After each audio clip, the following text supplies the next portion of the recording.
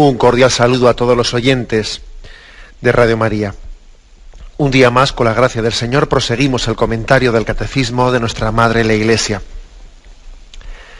Estamos en la parte final del apartado del Catecismo que habla de la nueva ley, la ley evangélica. Después de haber hablado de la ley del Antiguo Testamento, pues tuvimos unos cuantos programas dedicados a la nueva ley, la ley evangélica, la del Sermón de la Montaña.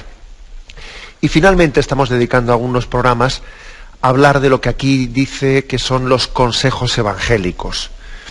Decíamos que Jesucristo en su predicación sí nos dio una nueva ley, pero en ese sermón de la montaña, en el de las bienaventuranzas, el Señor mezcló propiamente ley y consejos también de vida espiritual, consejos evangélicos. La tradición cristiana ha hablado de 3 consejos evangélicos: pobreza, castidad y obediencia, hasta el punto de que esos 3 consejos, que están dirigidos a todos los estados de vida, como ahora veremos, pero especialmente esos 3 consejos llegan a formar como un estado de vida, que es la vida religiosa. La vida de los religiosos toman esos 3 consejos de Jesús como la bandera de su vida, como la razón de ser de su vida, como su ley, lo que fue predicado por Jesús como consejo. El estado religioso es un don, una gracia de tomar como ley, como voto, lo que Jesús predicó como consejo. Bien, pues habíamos dedicado un programa al consejo evangélico de la pobreza. Hoy vamos a hablar del consejo evangélico de la castidad. Pobreza, castidad, es a lo que hoy nos referimos. Bueno, por una parte, sabemos que la castidad es una virtud que nos da la fuerza espiritual necesaria para que el hombre viva la sexualidad de forma honesta, ¿no?, conforme a la vocación que Dios le ha dado a cada uno.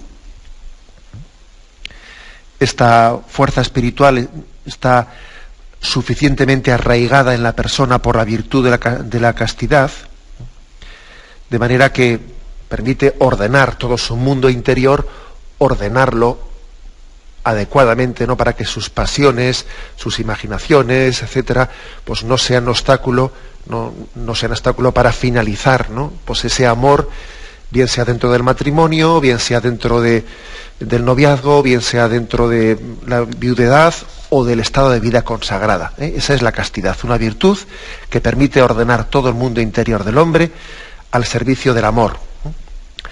La castidad debe de ser vivida pues en todos los estados de vida cristiana. En el noviazgo, los novios están llamados a vivir en castidad.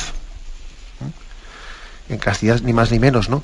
¿Qué significa? Pues significa que ellos también saben que el ejercicio de la sexualidad debe de ser reservado para el matrimonio, y por lo tanto en la forma que tienen de expresarse el cariño y el amor lo hacen también en castidad, para que estén adecuadamente expresando el amor y no de una manera mentirosa, no jugando o no manifestando que se han entregado totalmente el uno al otro, cuando de hecho no están entregados el uno al otro, sino que están en una etapa en la que todavía no tienen un compromiso definitivo y tienen libertad, tienen libertad todavía para discernir y decir si esta persona es la que Dios ha puesto en mi camino o no lo es.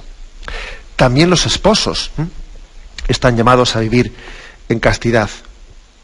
Y la castidad matrimonial pues quiere decir pues que tienen su corazón exclusivamente centrado en su cónyuge, ¿no?, en su esposa o en su esposo, y viven una sexualidad plenamente conyugal, no extraconyugal, ¿no? Por lo tanto, sí, existe también una castidad matrimonial. A algunos les llama la atención, por supuesto que existe castidad matrimonial.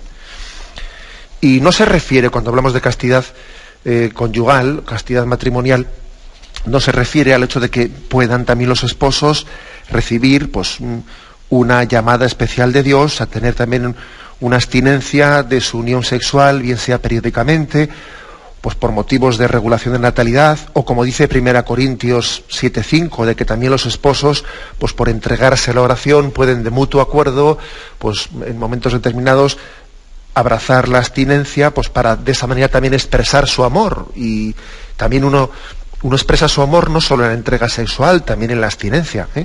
Dice ese texto de 1 Corintios 7:5, que lo voy a leer para que lo veamos. Dice así: no os neguéis el uno al otro. O sea, se dice que los esposos no deben de negarse el uno al otro sexualmente, ¿no? No os neguéis el uno al otro, sino de mutuo acuerdo, por cierto tiempo, para daros a la oración. Luego volved a estar juntos, para que Satanás no os tiente. Es curioso este texto, en el que habla de que los esposos no se deben de negar uno al otro, sino que deben de tener pues una entrega sexual que sea la expresión de su amor, pero fijaros, dice, a no ser que de mutuo acuerdo, por cierto tiempo, pues penséis, vamos a darnos juntamente a la oración y vamos también a ofrecerle al Señor una abstinencia de nuestra relación sexual, y así también nos unimos más en la oración con el Señor. Bueno, también el Señor puede inspirar esto, que aquí lo dice San Pablo, ¿no?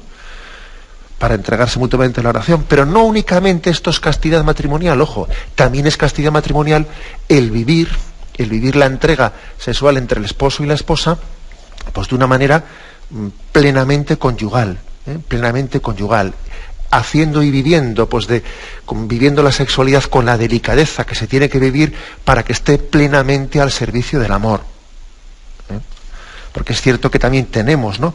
Existe el riesgo de que la forma de expresar sexualmente el amor dentro del matrimonio esté tomada de modelos que son totalmente ajenos, ¿no?, a la sensibilidad cristiana. A veces ocurre que la sexualidad puede tomar, pues de la pornografía, hablando en plata, de la pornografía toma el modelo, y eso de que se dice de que, bueno, pues sin el matrimonio todo es válido. Bueno, sí, perdón, si por eso estamos entendiendo que nosotros tomamos de la pornografía o de los burdeles, estamos tomando el modelo de la sexualidad cristiana, no podemos aceptar eso de que todo es válido en el matrimonio.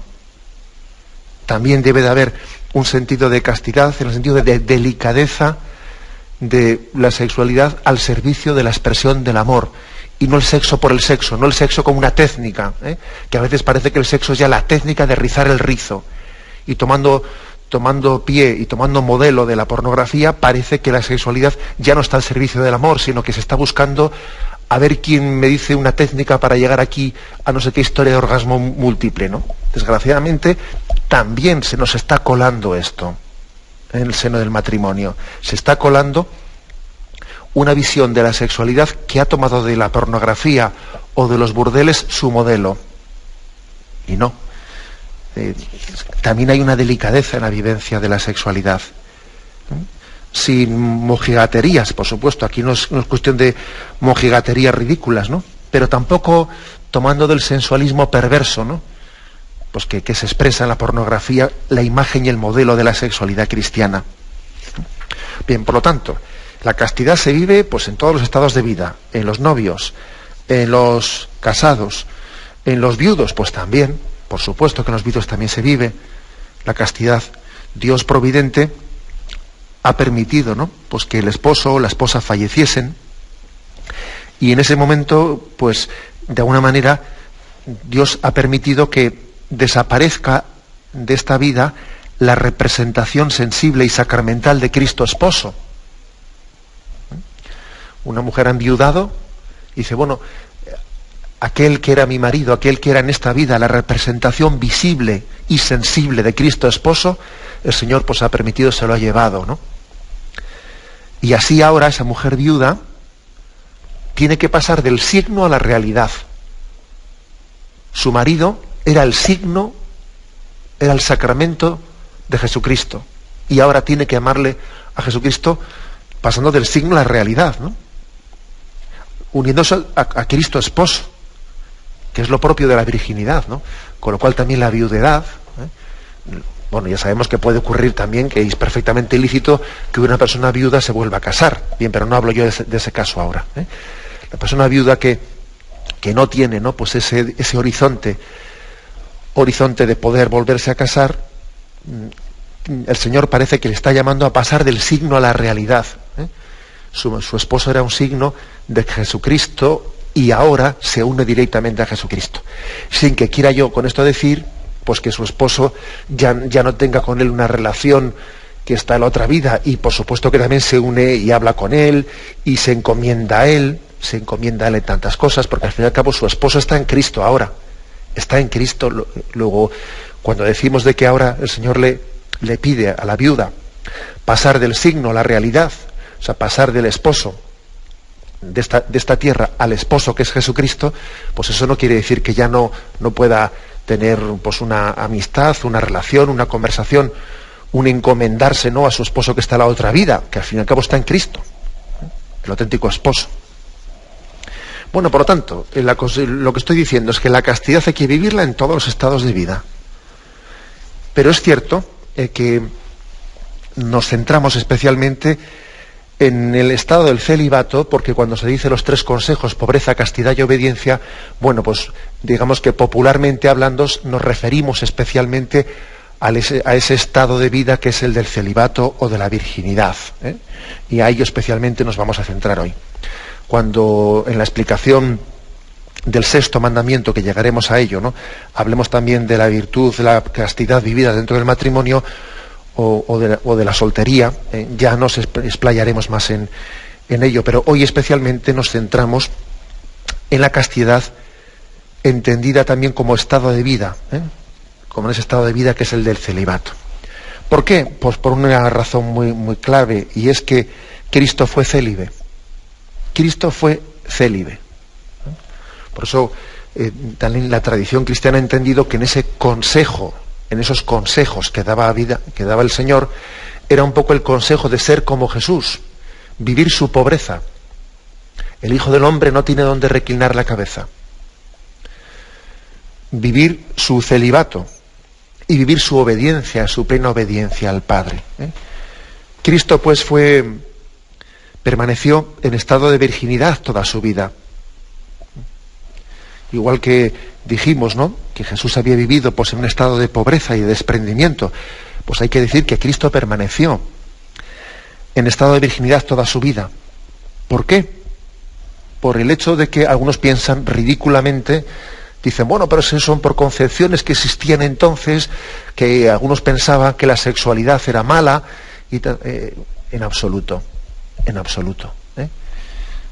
El Señor, pensamos, ¿no?, que Él renunció al matrimonio y que vivió en virginidad porque de esa manera Él manifestaba plenamente que su corazón era plenamente del Padre. Mi Padre y yo somos una cosa. Porque fijaros, el matrimonio también se entrega el corazón plenamente al esposo o a la esposa. Bueno, pues Jesús quiso expresar en ese celibato, en esa vocación a la virginidad, quiso expresar en plenitud su filiación divina. Su corazón era exclusivamente y absolutamente del Padre. Por lo tanto, no es por, como algunas veces se dice, ¿no?, no es por ningún sentido de desprecio al matrimonio, o por pensar que la sexualidad no sea santa y buena. También aprovecho para decir que a veces se dice por ahí, claro, es que eso de que la Virgen María, ¿no?, de que María concibió virginalmente al Señor, de que no tuvo relación sexual con José, esas son concepciones que se han introducido ahí en el Evangelio, porque en aquellos tiempos pues existía una visión despectiva de la sexualidad, como si fuese algo impuro, como si fuese algo malo, y por lo tanto pues la Virgen, que es santa y buena, María, pues no se la imaginaban desde esas concepciones trasnochadas, no se la imaginaban teniendo relaciones sexuales, pero tal. ¿Es eso cierto? En absoluto. El sentido de la concepción virginal de Jesucristo y el sentido de que la Virgen no tuviese relación con José no es por pensar que la sexualidad sea impura, en absoluto. No es por ello. Es en primer lugar porque convenía de que el Verbo de Dios, en la forma elegida para venir a este mundo, fuese un don del Espíritu Santo para remarcar con ello su naturaleza divina. Su naturaleza divina. Si Jesús hubiese sido hijo de José e hijo de María, ¿no?, como cualquiera de nosotros, hijo de padre y madre, pues estaría muy claro su condición humana, ¿no?, que es hombre, pero no estaría tan claro para nosotros su condición divina. El Señor ha elegido la forma que eligió, la concepción virginal, para que el Verbo se hiciese carne, y de esa manera queda muy claramente significado que ese Jesús es verdadero hombre, porque nació de las entrañas de la Virgen María, y es verdadero Dios porque fue concebido por obra y gracia del Espíritu Santo. Luego, no es por desprecio de la sexualidad, ojo, no es por desprecio de la sexualidad, sino que es porque era la forma en la que la providencia había querido que el Verbo, que el Dios se hiciese hombre, significando, en la concepción virginal, significando su naturaleza divina y significando también en nacer de María Virgen su condición humana, ambas cosas. Además, en absoluto se trata de un desprecio del matrimonio ni de la sexualidad, pero es cierto que Dios ha querido también que María y José tengan también esa vocación de entrega de su corazón plena también a Dios. Bueno, pues dicho esto, ¿no?, creo que hoy en día hay que subrayar este aspecto, hay que subrayarlo porque por desgracia hemos visto también cómo se ha querido negar la, en primer lugar, digamos, el hecho de que Jesús haya sido célibe, el hecho de que haya querido ser célibe, el hecho de que él así lo fuese toda su vida. Se ha pretendido decir tonterías, pues, de que si Jesús estuvo casado con María Magdalena, etcétera, etcétera. Bueno, vamos también a dar una respuesta a estas cosas que se han dicho por ahí en ciertas novelas baratas y muy difundidas. Quiero dar también, pues, una pequeña pauta de respuesta a esas insidias que, por una parte, han querido negar la concepción virginal de Jesucristo y, por otra parte, han querido negar el hecho histórico de que Jesús fuese célibe, de que la virginidad fuese su estado de vida. Vamos también a dar una respuesta a eso. Pero tenemos antes, previamente, un momento de reflexión. Continuamos en este programa del Catecismo de la Iglesia Católica, hablando hoy dentro de los 3 consejos evangélicos, de la castidad. Y ahora estábamos hablando de que Cristo fue célibe. Cristo vivió toda su vida en estado de virginidad.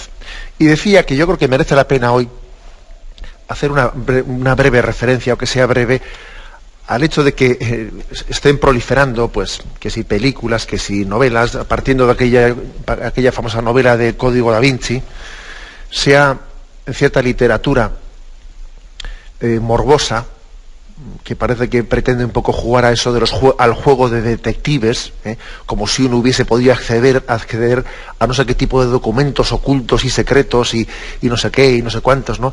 Pretenden afirmar que Jesucristo no fue célibe, que no vivió en virginidad, sino que tuvo a María Magdalena como esposa. Y aunque sea 2 o 3 pautas me vais a permitir que os dé, porque la verdad es que se explota en estas novelas nuestra ignorancia, se abusa de nuestra, lógicamente tampoco es fácil no conocer muchas fuentes históricas y de las cuales se está hablando ligeramente en esos libros.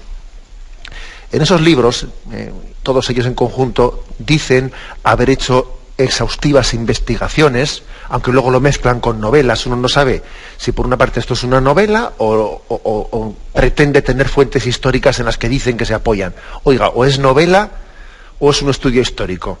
Si es un estudio histórico, permítame usted que le rebata con fuentes históricas. Y si es una novela, no pretenda usted después introducir sus conceptos como si fuesen contenidos reales, ¿no? Pero bien, digamos que en estas novelas lo que se refiere es que se han investigado en evangelios apócrifos, no en los evangelios nuestros canónicos, ¿no?, sino los evangelios apócrifos que dicen que la Iglesia ha pretendido ocultar. Los evangelios apócrifos, que son de origen gnóstico, el gnosticismo fue una de las primeras herejías que existió, ¿no?, en la historia de la Iglesia, pues los evangelios apócrifos son lógicamente posteriores, bastante posteriores a los evangelios canónicos. El gnosticismo, pues, es un conglomerado de herejías que se extendieron a partir del siglo II, principalmente en Siria y en Egipto, y se difundieron hasta el siglo VI, en diversas partes del Imperio Romano, y sobre todo se integraron en otra herejía que se llamaba el maniqueísmo, que hablaba del Dios del bien y el Dios del mal. Bueno, hay que decir una cosa, vamos a ver, pues la pregunta primera es cierto que en algunos de estos evangelios apócrifos o gnósticos se diga que Jesús estuvo casado con María Magdalena? Totalmente falso. Ni siquiera en esos evangelios apócrifos heréticos, ni siquiera en esos se dice tal cosa. Vamos, todo lo contrario, ¿eh? Y es más, cuando en ese libro del Código da Vinci pues, se hacía la afirmación de que se había descubierto pues que el Evangelio de Felipe, que es un evangelio de estos apócrifos de las corrientes heréticas gnósticas, ¿no?, que en el Evangelio de Felipe se afirmaba que María Magdalena era la compañera de Jesús. Allí pues el autor del Código da Vinci, Dan Brown, decía que el término compañera en hebreo o arameo significa esposa, y por lo tanto él había descubierto que María Magdalena sería la esposa de Jesús, según ese evangelio gnóstico, ¿no? Porque en hebreo o arameo compañera significa esposa. Pero la cuestión es ridícula, porque resulta que ese evangelio apócrifo, el de Felipe, no está escrito ni en hebreo ni en arameo, sino que está escrito en griego copto. Con lo cual ese término, que es el término koinonos, no puede ser traducido por esposa, sino por discípula incluso. O sea, es sencillamente abusar, ¿no? Eso lo dice en la página 305 y 306 de esa novela del Código da Vinci. Y bueno, sencillamente parece que ha hecho un descubrimiento y hace el ridículo, ignorando que no está escrito ni en hebreo, ni en arameo, ¿no?, sino en griego copto.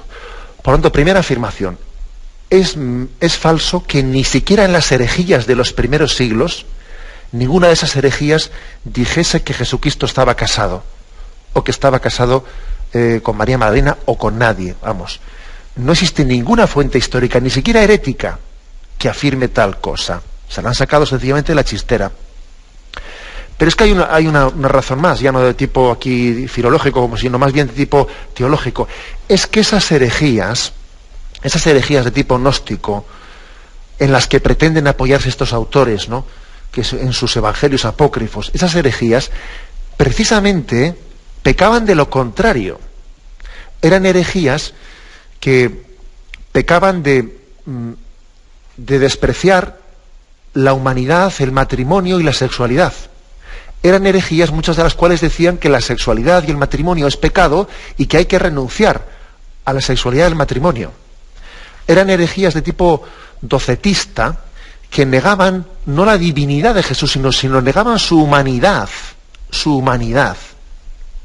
Por tanto, decían que Jesús no era verdadero hombre, sino que había tomado una cierta apariencia humana, porque el hombre, la condición humana, lo carnal, es malo porque solamente lo espiritual es bueno, y por lo tanto Jesús no era un verdadero hombre, sino que tomó la apariencia humana. Y por supuesto ni se les ocurriría a estas personas decir que Jesús estaba casado, porque eso era para ellos algo despreciable, era como una relación carnal que ellos entendían que había que superar, ¿no? Es decir, que pretender apoyarse en estas herejías gnósticas, o docetistas, o maniqueas, que son las que en este tiempo estaban en boga, ¿no?, pretender apoyarse en ese tipo de herejías para decir que Jesús estaba casado, es caer en una contradicción tan grande como si yo pretendiese apoyarme en las obras de Carlos Marx para apoyarme en ellas diciendo que Dios existe. Pero si dice todo lo contrario. Pero si es justamente lo contrario lo que estas herejías dicen. Esas herejías despreciaban lo carnal, despreciaban lo material, despreciaban la sexualidad. En absoluto se les ocurría a esas herejías decir que Jesús estaba casado con nadie. Pero hombre... Bueno, pues digo esto para que nos demos cuenta hasta qué punto es absurdo esa pretensión de negación del estado de celibato o de virginidad que Jesús vivió en su vida. Es así. Es curioso que se pretende negar su condición divina cuando se niega la concepción virginal de Jesucristo. Y ahora también se sigue pretendiendo, ¿no?, negar su condición divina, ocultando un dato importante, ¿no?, que Jesús quiso manifestar su relación especial con el Padre a través también de su estado de virginidad y de celibato. Que su relación con el Padre era plena, que su Padre le llenaba el corazón, era también un manifestar en su estado de vida la relación tan estrecha que tenía con el Padre. Bueno, en resumen, que Jesucristo fue célibe y que él manifestó en toda su vida el amor a los hombres y su plena donación a la humanidad. He venido para que tengáis vida. Jesús se manifiesta como esposo de la humanidad. Ya en la Biblia, Yahvé se había manifestado como el esposo de una alianza conyugal. Una alianza conyugal, pues, que establecía Yahvé con Israel. Y finalmente, en la plenitud de los tiempos, esas bodas entre Dios y la humanidad se celebran en Jesucristo. En Jesucristo se ha casado Dios con la humanidad. Jesús es el esposo de esta humanidad, ¿no? Y así la Iglesia es la esposa del Cordero, purificada y santificada por su esposo. Por eso Jesús quiso ser célibe, para manifestar este misterio del amor de Dios a la humanidad. Jesús no se casa con nadie en concreto, se casa con todos nosotros. No le posee nadie en concreto, sino que su corazón es del Padre, y en el Padre es para entregarse a toda la humanidad. Es el esposo que se une sacramentalmente, ¿no?, con todos los cristianos en una alianza conyugal indisoluble. Y de aquí ha nacido tanto el celibato como el matrimonio de los cristianos. Porque el matrimonio, o sea, el cónyuge, el cristiano, halla en su pareja, pues, una imagen sensible de Cristo esposo. Y en el celibato, el cristiano, sin mediación humana, se une conyugalmente a Cristo esposo. O sea que ese misterio del celibato y de la virginidad de Jesús se ha expresado y se vive en el matrimonio a través de la mediación del marido de la mujer, o se vive directamente en el celibato. Digamos que Cristo ha bendecido un camino que ha sido el del matrimonio, lo ha bendecido y lo ha hecho imagen de la unión esponsal de Cristo con su Iglesia, y ha creado otro camino nuevo, ha inaugurado otro camino nuevo, que es el estado del celibato, el estado de la virginidad. El matrimonio lo ha bendecido, haciendo de la imagen de su esponsalidad y de su entrega a la Iglesia como esposa. Y el celibato lo ha inaugurado. El primero lo ha bendecido y el segundo lo ha inaugurado. Pues bien, ahora parece que tenemos que dar un paso más, ¿no? Y el paso es el decir, bueno, ¿qué valores tiene, ¿no? ¿Qué significado profundo no tiene el celibato en nuestra vida cristiana? Está claro que, bueno, que no se trata de que un camino desprecie al otro en absoluto. Son dos vocaciones para seguir a Jesucristo.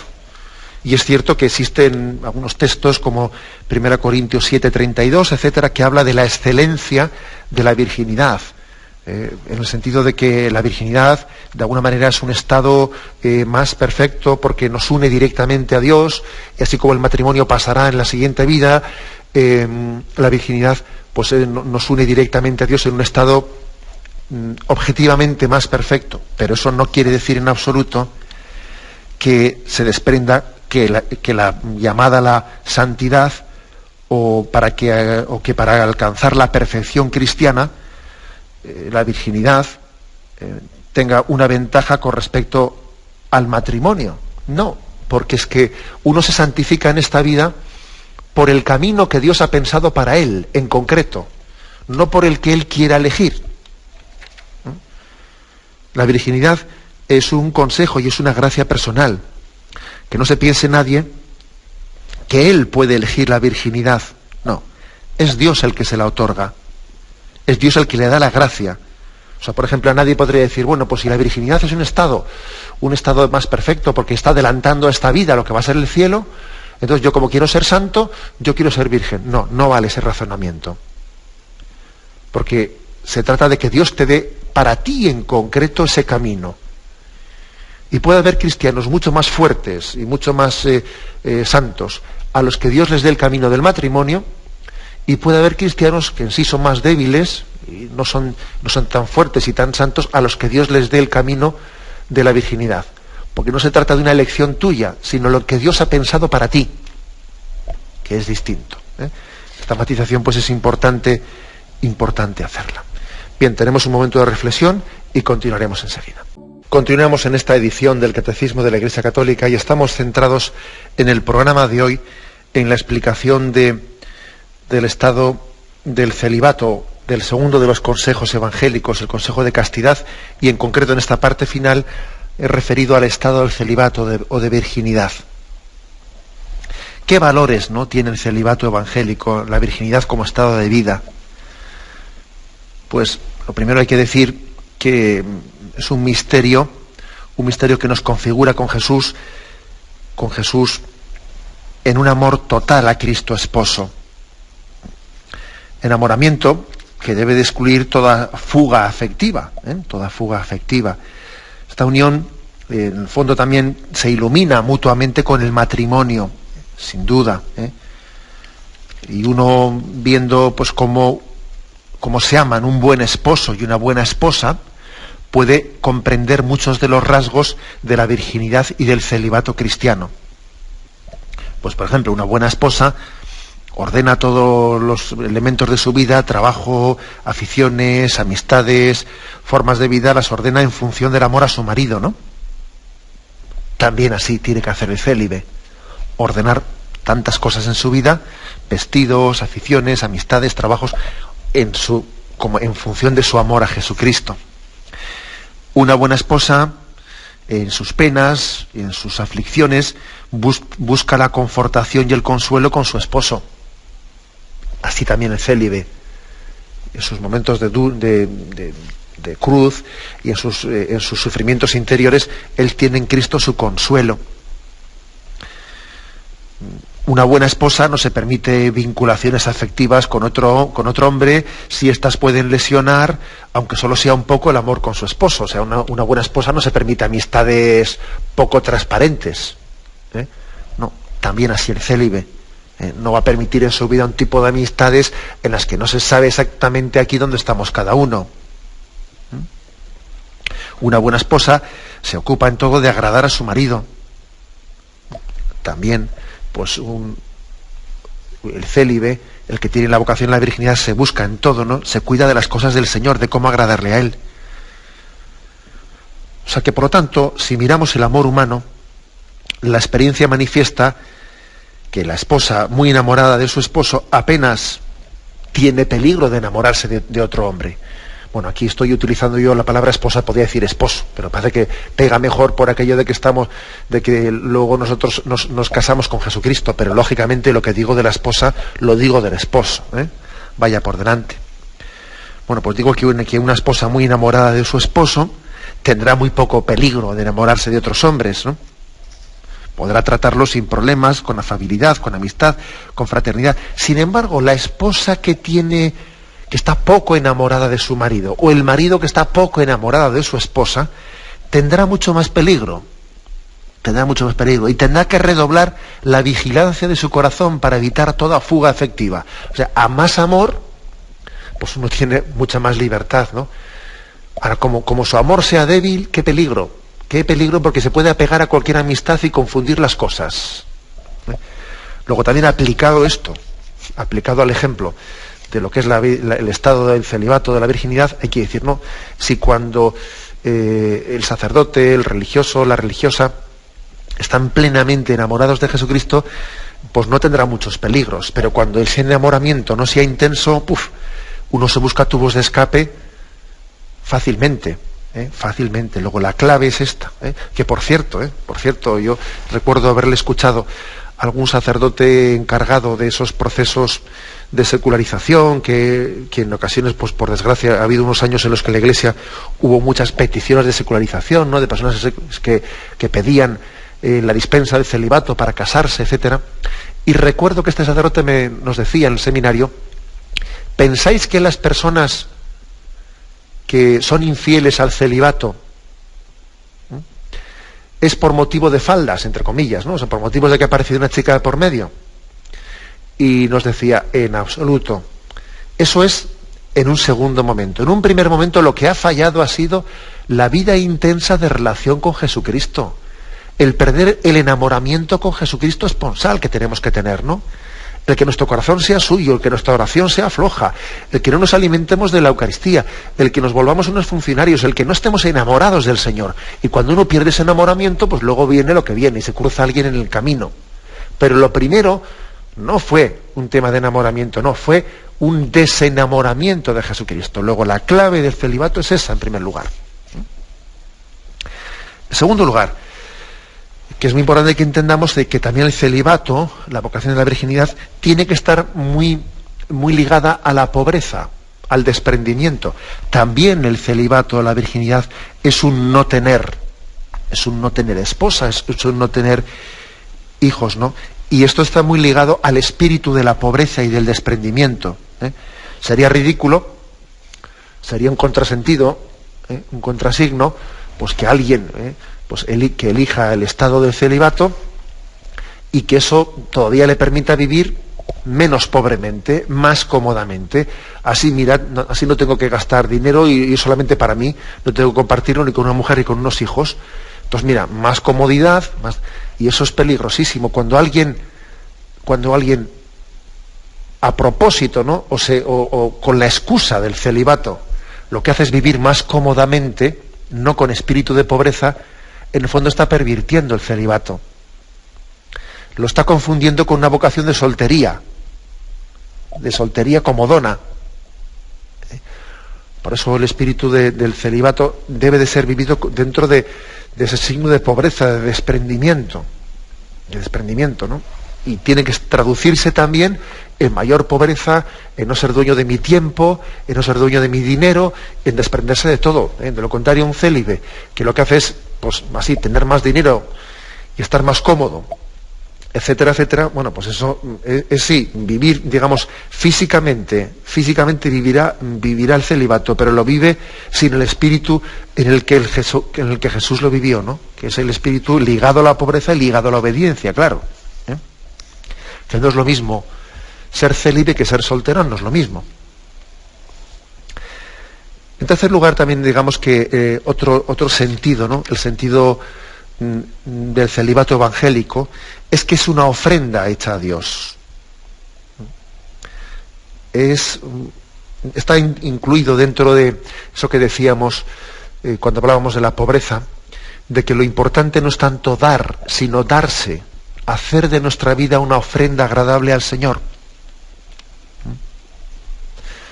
Otro aspecto más, voy a ser breve porque se nos echa el tiempo encima. El celibato también acrecienta la idoneidad para oír la palabra de Dios.